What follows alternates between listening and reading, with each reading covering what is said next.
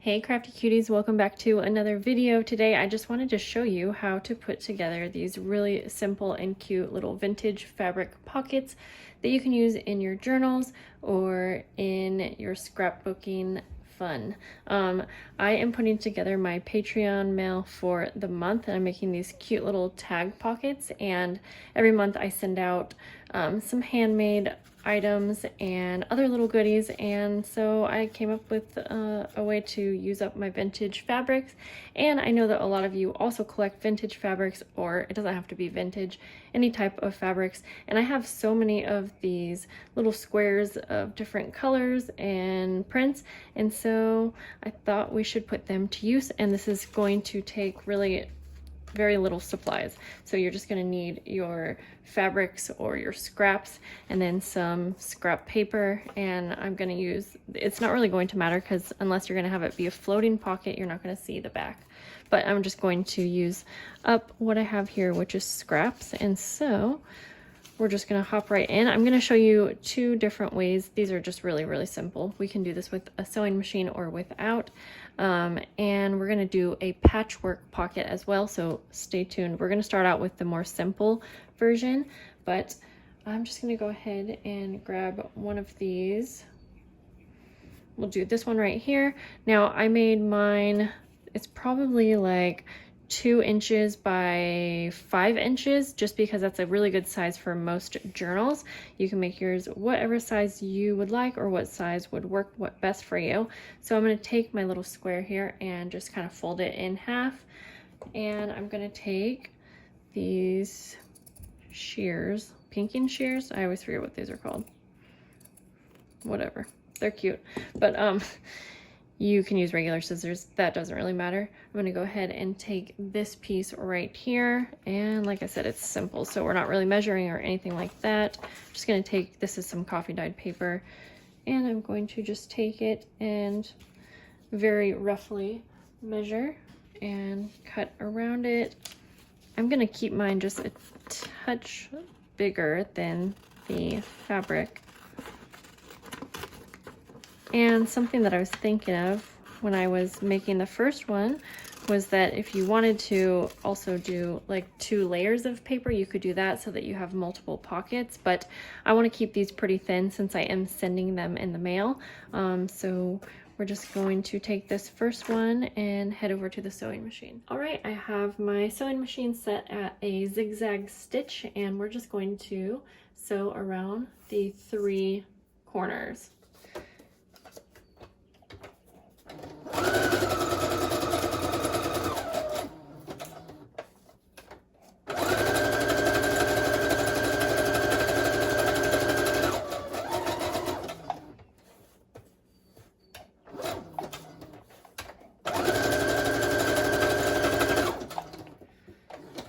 And I said corners, I meant sides. Anyways, let's head back over to the table. Now, the fun thing about these, you can really customize these now however you want. You can put some different layers on here, different embellishments, little labels would be really cool. Since I'm sending these to friends in the mail, I wanted to keep them rather plain and not do too much, so that hopefully they can, if they want to decorate or add anything, they can. But a few ideas. I am going to add one little bulb pin, like right here, and I think that would be really fun to add maybe a little charm or something like that. So I'm going to put it on the side here, because then I think if you wanted to add a little charm, or even these pens just look cute on their own, honestly. But then it can kind of hang off the side of the page, which we all like. Another thing, you could add buttons. You could sew on buttons kind of like on the side here if you wanted. But again, I'm going to keep mine just like it is for now. And I actually just included a little shipping tag, just a little plain manila tag. And I just cut it down so that it only peeks out a little bit.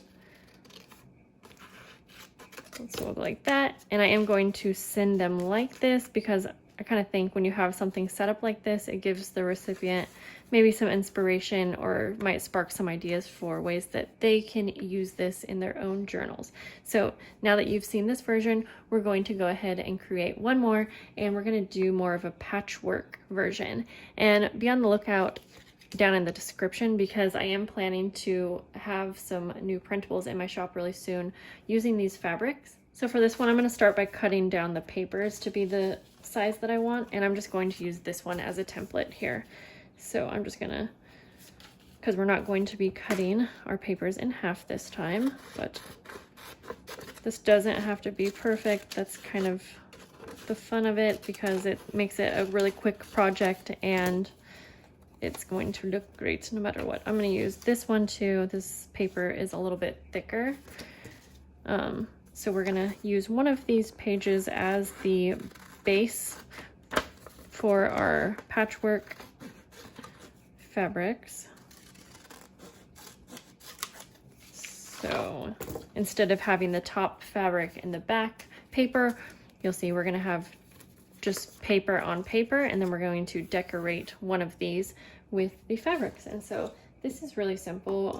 We're just going to take some fabrics, and if you have scraps, this project's actually really perfect for that, so that you don't have to cut down full pieces. But I really wanted to get some use out of these fabrics, so I'm okay with that.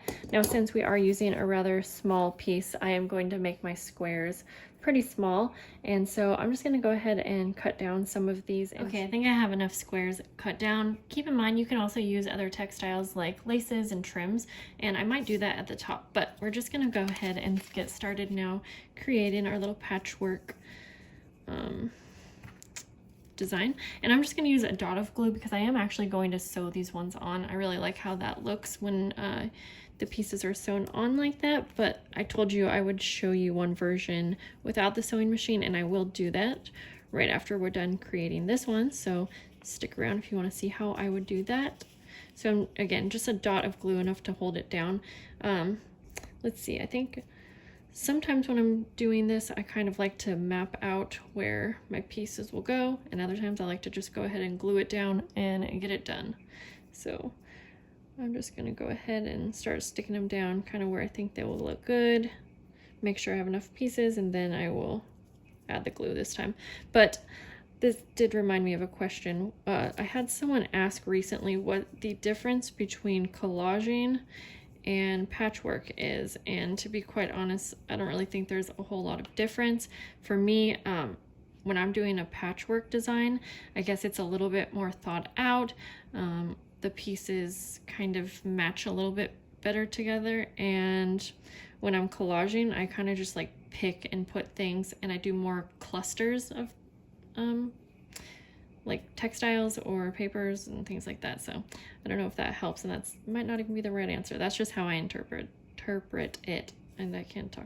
Okay, so I'm gonna go ahead and actually start adhering these down.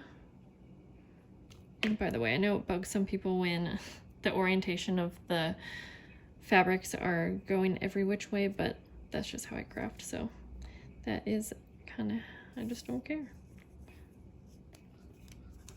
Okay, so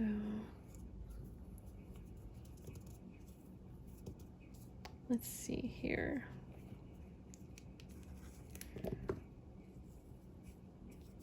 Okay, I might need to cut a couple more little pieces just because I do have them overlapping, and I didn't really think about that, but that's all right.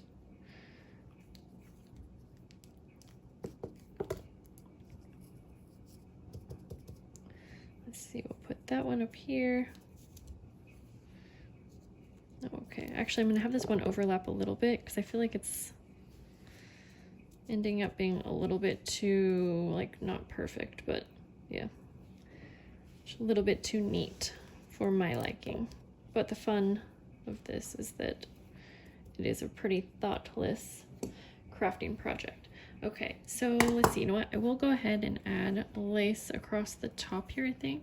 So I'm just gonna cut a piece off. Thanks to Jenny for sending this lace to me. It's really pretty. We just got a new puppy, and he is the cutest thing in the world. If I remember, I'll put a picture here so you can see what he looks like.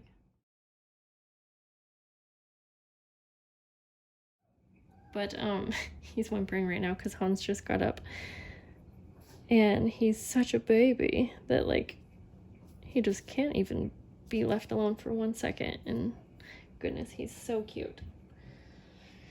Okay, so I just need like a little strip here. So, whoops, I just realized that I didn't actually want to cut this down, but here we go. It's okay, baby. We named him Bambi.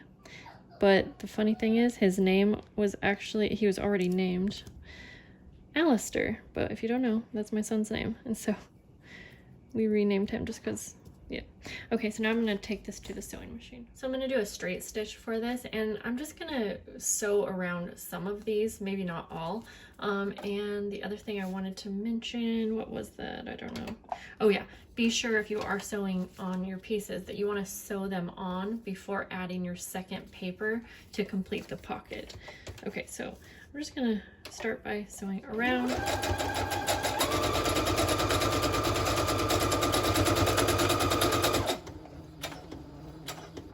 And I'll probably just speed this up because I'm just going to be going around a bunch of these.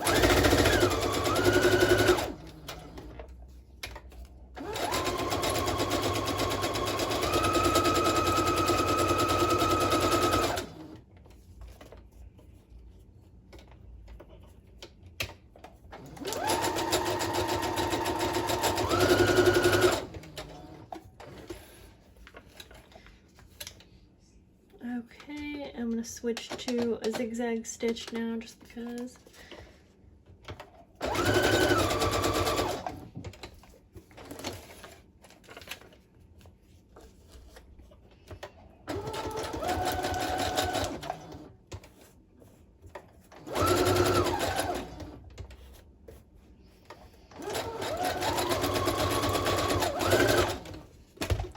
So I'm just going to repeat what I'm doing.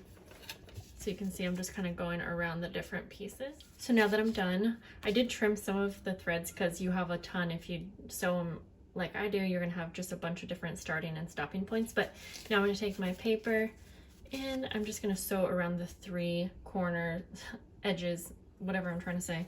So I will be back after I'm done sewing. So here is the finished patchwork pocket. And I would just stick a little tag in there for now. Love how that one looks. So quickly, I'm just going to show you one more without sewing. All right, so I already cut down. I have my fabric scrap here, a scrap paper, and I'm just simply going to glue around the 3 edges, just as if I would do if I were sewing.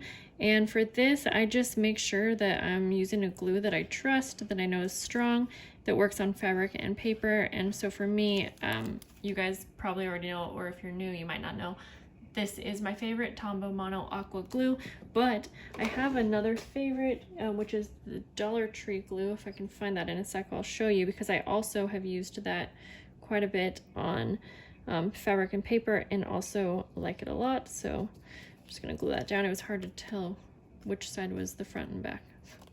But there we go. I actually just ran out, but this is the Dollar Tree glue. It's the Crafter Square Craft Glue, and it really reminds me of this glue right here. So that's just a little side note. But there we go. So once this dries, it'll be just as strong, and it looks really clean cut that way as well. But just one more thing you can do if you are someone who likes staples. I know this isn't everyone's style, but you could staple like all the way across if you want. That would be a lot. Or just kind of like one on each side, like so. And the mini staples honestly make it look pretty cute. But there we go. So that is everything for today's video. I hope that you guys enjoyed this. I'm gonna add these little bulb pins to these ones as well. But yeah, let me know if you have any questions, or I will see you soon on the next video. Talk to you guys later. Bye.